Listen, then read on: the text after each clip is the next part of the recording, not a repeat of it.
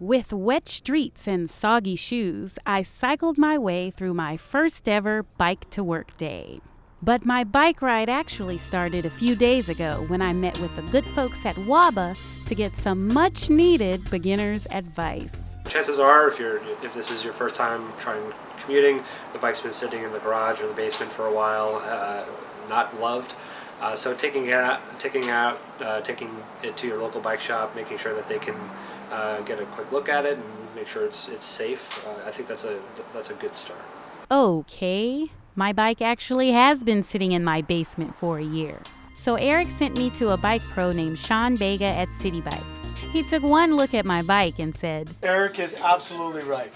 What you're looking at in a bike that's been sitting in the basement is your tires are going to be low on pressure, you're going to have corrosion on your cables, you might have some cobwebs on it that you shouldn't have on your bike because you want it to be clean and pretty. When I look at your bike, I see a couple things right away. One is your tire pressure is indeed low. It's going to lower your ride quality and help encourage them to go flat. So we're going to get those up to pressure. We're going to put some lubrication on your cables so that it shifts smoother and you can get better gearing and be in the proper gear. We're going to take a file to your brake pads and actually clean your brake pads so you can ride safely. And then we're going to go over and take care of some of the things on your bike that are actually dangerous, such as the fact that your derailleur can shift past your cogs and into your wheel. it was dangerous to ride. What could have happened if I wouldn't have came in to see you today? Your bicycle could have actually, at some point, especially when you were going uphill, you could have shifted your bicycle into your wheel. Now what's going to happen, your derailleur into your wheel. What would happen there, the derailleur would catch the wheel would stop and brake, the frame would break, and your bike would drag behind you and you would go over the handlebars. So to make sure I didn't go flying forward, Sean gave my bike a safety and performance check. Now I'm ready to roll. It's the big day, and as I arrive at the Bike to Work pit stop in Freedom Plaza, I find out I'm not the only beginner. It's your first Bike to Work day. So I made it down. It's my first ever Bike to Work day, and I have 3 words for you. Where are the donuts?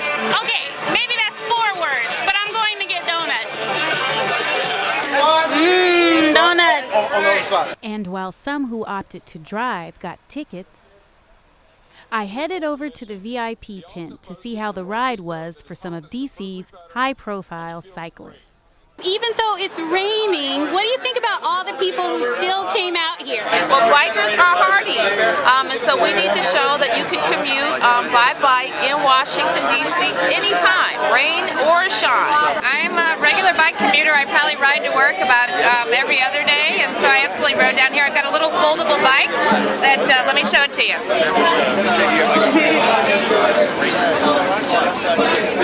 This is my normal bike. And I want to just point out something else. This is Councilmember Wells' biking outfit, and this is my biking outfit that we bike in our work clothes. We don't need shorts or lycra. So you can bike in your regular clothes. There's too many darn cars on our roads around here, and we want people to commute to work. It's part of why it's great to live in Washington, D.C. Bicycling is a legitimate form of transportation. It helps the air, it helps congestion, and it keeps our city healthy. Healthy and about 7,000 riders strong, according to organizer estimates.